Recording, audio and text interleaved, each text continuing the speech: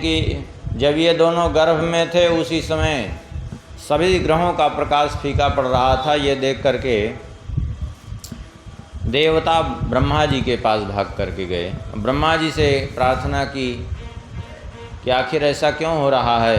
तब ब्रह्मा जी ने कहा कि एक बार की बात है, मेरे मानस पुत्र सनकादिक चारों भैया विचरण करते हुए भगवान के रमा वैकुंठ लोक में पहुँचे। देखिए, ये रमा वैकुंठ ब्रह्मलोक के ऊपर, इस ब्रह्मांड के बाहर ही है, लेकिन ब्रह्मलोक के ऊपर स्थित है। यहाँ भगवान के भक्त जा करके दर्शन करके चले आते हैं। वो नित्य वैकुंठ अलग है, ये रमा वैकुंठ अलग है। ये रमा वैकुंठ की घटना है। रमा वैकुंठ पहुँचे और रमा वैकुंठ में 6 ड्योढ़ियों को पार करके भगवान का दर्शन करने के लिए आगे बढ़े चले जा रहे थे। उसी समय 7वीं ड्योढ़ी पर जय और विजय नाम के द्वारपाल थे। उन्होंने सामने बेंत लगा दिया और इनको रोक दिया चारों भैया को। बोले, अभी भगवान के विश्राम के अवसर पर आप अंदर प्रवेश नहीं कर सकते।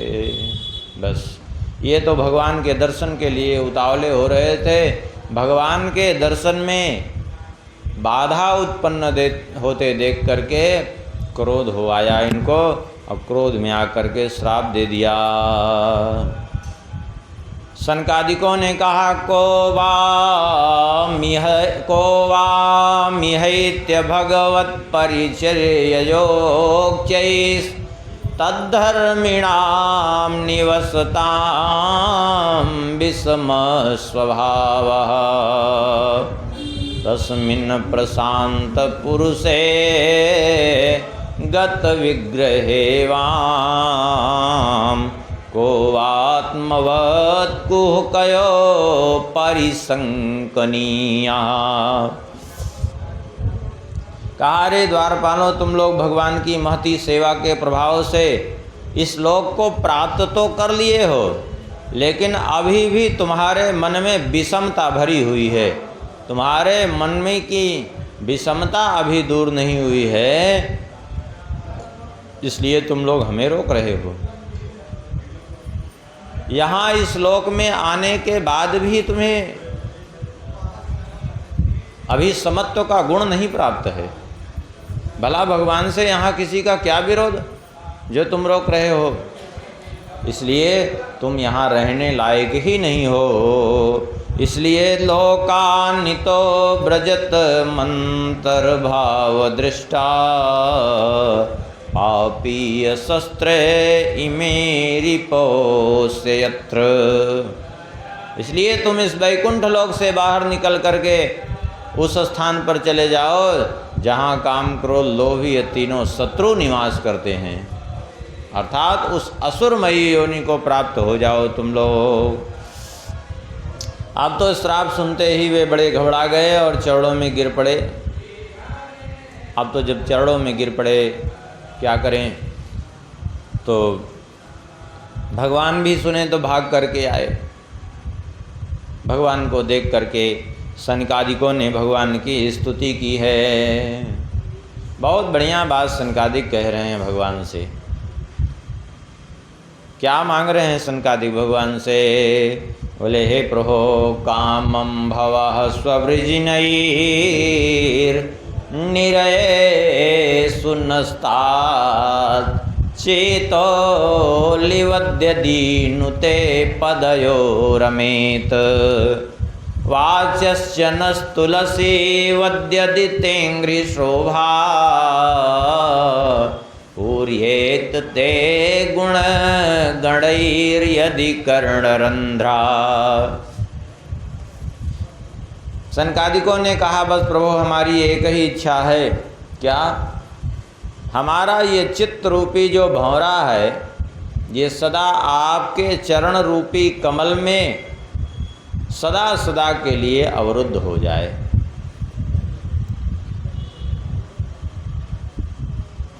अपने चित्त को भंवरा भगवान के चरणों को कमल क्यों कह रहे हैं सनकादिक? इसलिए कह रहे हैं कि भंवरा कहीं भी किसी भी पुष्प में आसक्त नहीं होता।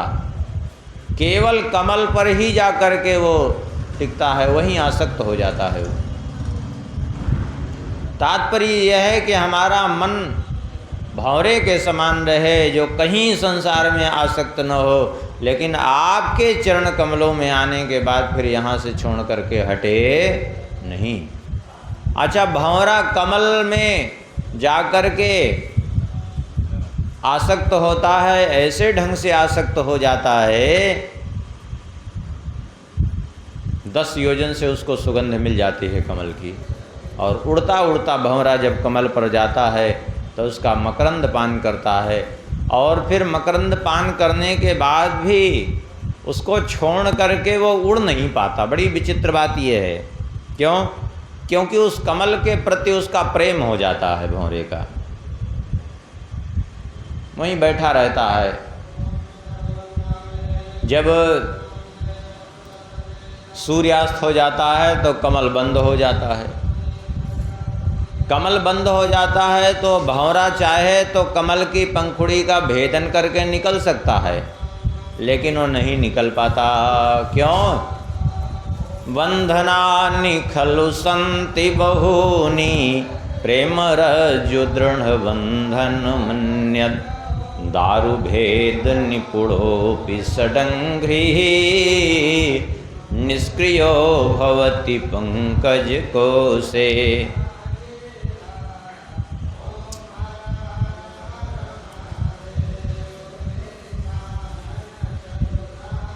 कहा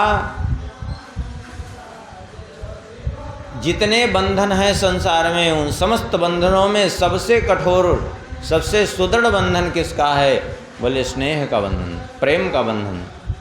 क्योंकि लकड़ी भेदन करने की क्षमता रखने वाला भंवरा भी जा कर के ऐसे जो है बंध जाता है कि फिर उड़ नहीं पाता, छोड़ करके जा नहीं पाता, कमल की पंखुड़ी का भेदन नहीं कर पाता। भंवरा सोचता है कोई बात नहीं, अभी बंधे हैं तो क्या समस्या है, सूर्योदय तो होगा फिर कमल खिलेगा। रात्रिर्गमिष्यति भविष्यति सुप्रभातम् बाष्पानुदेश्यति हसिष्यति पंकजश्री इत्थं विचिन्तयति कौसगते द्विरेफे हा हन्त हन्त नलिनी गजमुज्जहार। रात्रि व्यतीत हो जाएगी, फिर से सूर्योदय होगा, सुप्रभात होगा, सूर्योदय होगा तो ये कमल खिलेगा, फिर मैं स्वतंत्र हो जाऊंगा, ऐसा सोचता रहता है। इसी बीच कोई हाथी पहुंचा, और हाथी पहुंच करके उसने क्या किया, कमल को उखाड़ा अपनी सूंड से और सीधा मुंह में डाल लिया। अर्थात मृत्यु हो जाती है लेकिन वो कमल नहीं छोड़ पाता। सनकादिक मानो यही कह रहे हैं, हे प्रभु, भले ही हमारा जीवन समाप्त हो जाए लेकिन आपके चरणों से हम विलग न हो पावे, हमारे चित्त आपके चरणों से अलग न हो पावे, ऐसी कृपा कर दीजिए। भगवान ने कहा, एतौ तौ पार्षदौ मह्यम जयो विजय एवा कदर्थी कृत्य माम यदवो वह वक्रातामतिक्रमम्।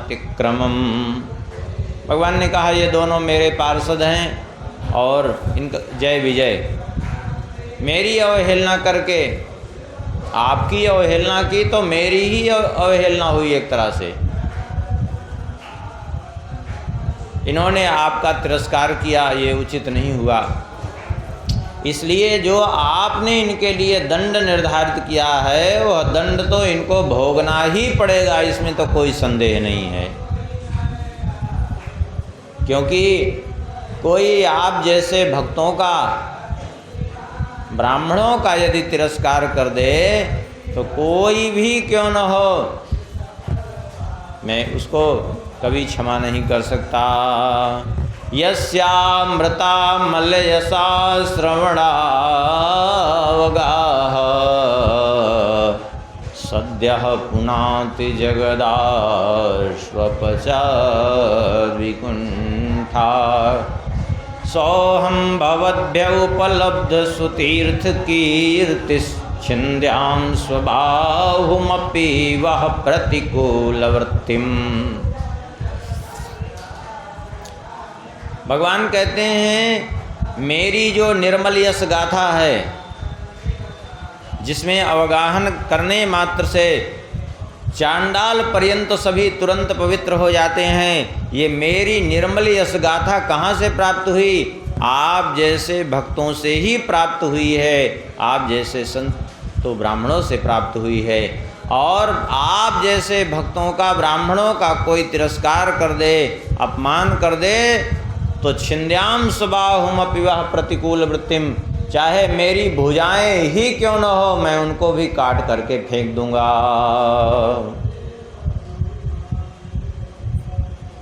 क्योंकि यस्सेवया चरण पद्म पवित्र रेणुम सद्याक्षताखिल मलम प्रतिलब्धशीलम न श्रीर्विरक्तिमपि मां विजहाति यस्या प्रेक्षालवार्थ इतरे नियमान वहन्ति।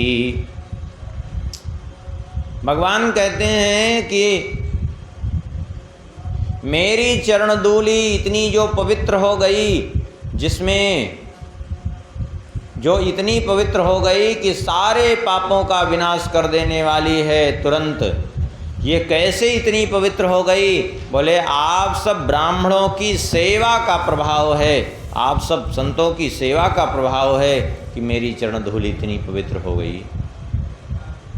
मुझे जो ऐसा शील स्वभाव प्राप्त हुआ कि लक्ष्मी जी चंचला होते हुए भी कभी छोड़ करके मेरे चरणों से बिलग नहीं होती, ये सब भी आपकी कृपा का ही प्रभाव है। और ऐसे आपका कोई विरोध करे मैं कैसे सहन कर सकता हूँ? सारे देवी देवता मेरे बनाए हुए नियमों में बंधे रहते हैं, मेरा नियमन करते हैं, आखिर क्यों? बोले ये सब आप सबका कृपा प्रसाद ही तो है।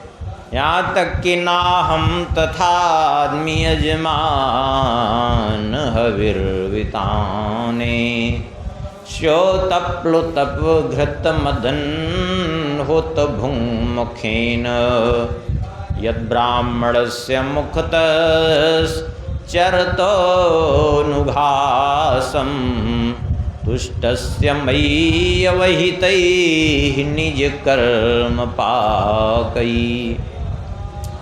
भगवान कह रहे हैं बड़े बड़े यज्ञ होते हैं, उन यज्ञों में वेद मंत्रों के द्वारा बड़ी बड़ी आहुतियाँ दी जाती हैं, लेकिन उन आहुतियों से मुझे उतनी तृप्ति नहीं होती जितना तृप्ति मुझे होती है किसी संतुष्ट ब्राह्मण के मुख में ग्रास जाने से। किसी ऐसे संतुष्ट ब्राह्मण जिसने सारे कर्मों को मुझे ही समर्पित कर दिया है, पूर्ण रूप से जो मुझ पर समर्पित हो गया है, ऐसे किसी संतुष्ट ब्राह्मण के मुख में जब ग्रास जाता है तो ग्रास ग्रास पर मैं संतुष्ट हो जाता हूँ।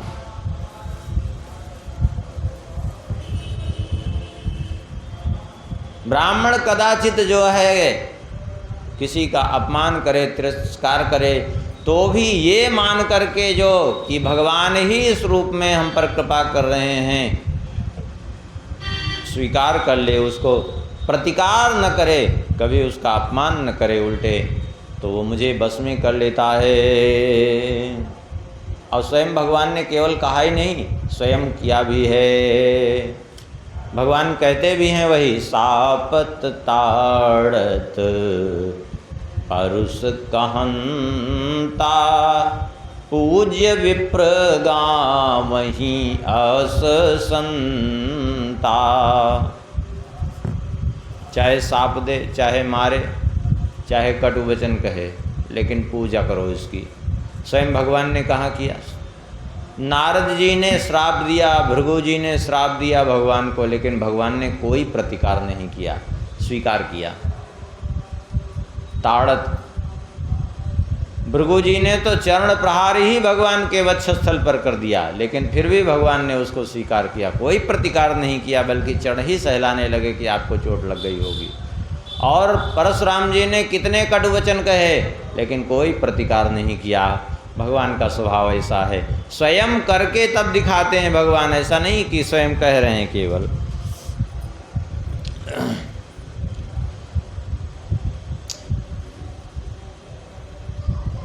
सनकादिकों ने कहा क्या करूं प्रभु, मुझे अचानक क्रोध आ गया, मैं स्वयं ही बड़ा दुखी हूं इसके कारण। भगवान ने कहा चिंता मत करिए, आपका वचन अवश्य ही पूर्ण होगा, लेकिन इनका उचित दंड जो भी है आपने दिया है उसका समय निर्धारित कर दीजिए।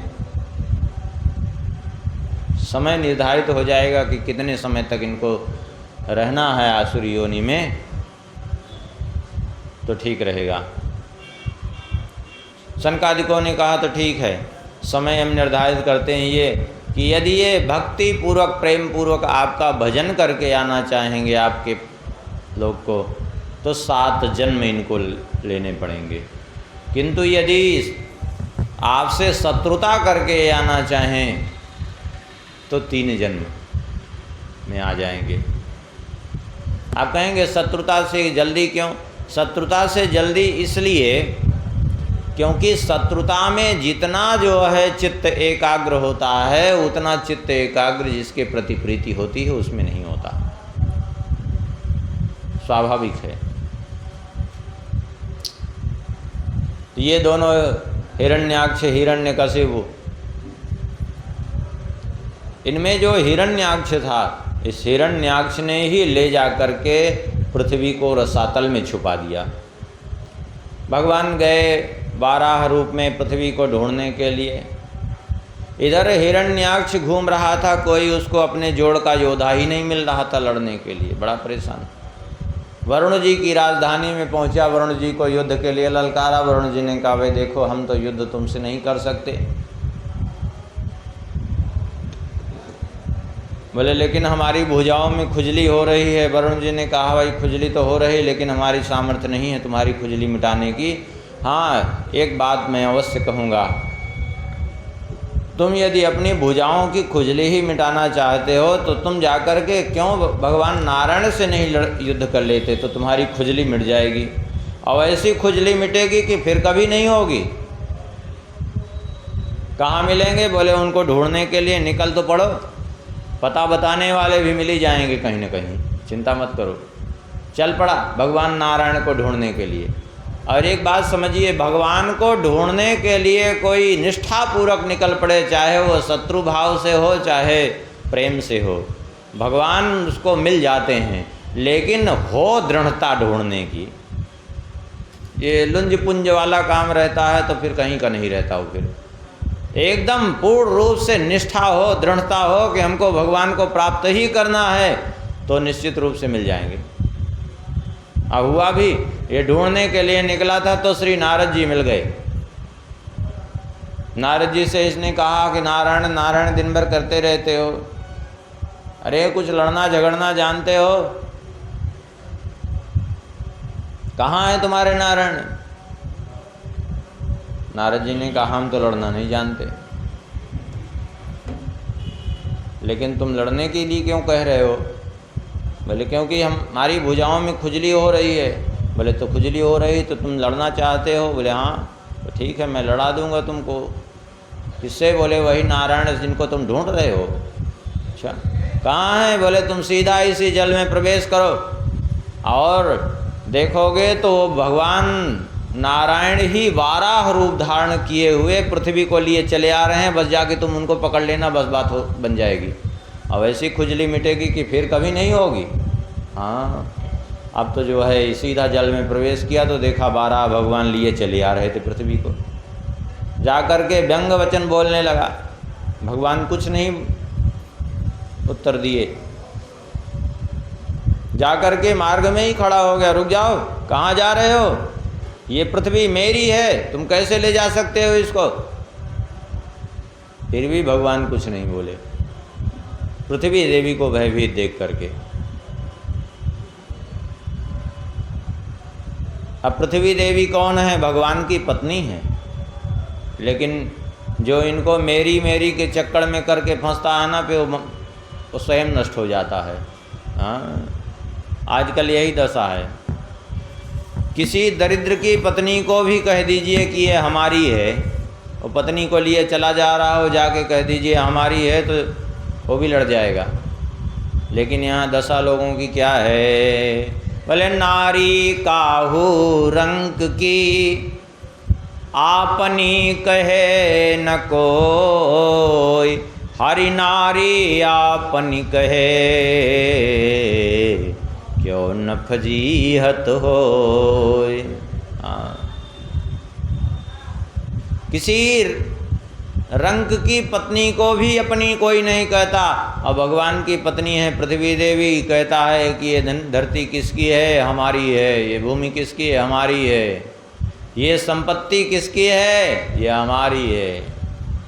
लक्ष्मी को और पृथ्वी को अपनी कहता है, बताओ क्यों न दुर्दशा होगी उसकी। भगवान ने दिया है कृपा करके, इसका मतलब ये नहीं कि इनका दुरुपयोग करिए।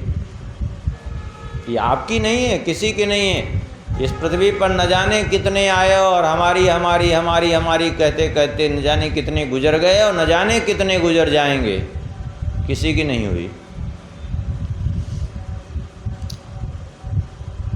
भगवान ने पृथ्वी देवी को स्तंभित किया। उसके बाद भगवान ने युद्ध किया, और युद्ध करके भगवान ने एक थप्पड़ मार करके हिरण्याक्ष का संहार कर दिया। इतना बलवान था कि भगवान की गदा जो संपूर्ण बल का अधिष्ठान है, उससे भी जो टस मस नहीं हुआ था, उसको एक थप्पड़ मारा तो सिर फट गया और मृत्यु का ग्रास बन गया। यह है भगवान की अचिंत्य सामर्थ्य। ब्रह्मा जी ने फिर अनेक प्रकार से सृष्टि की, और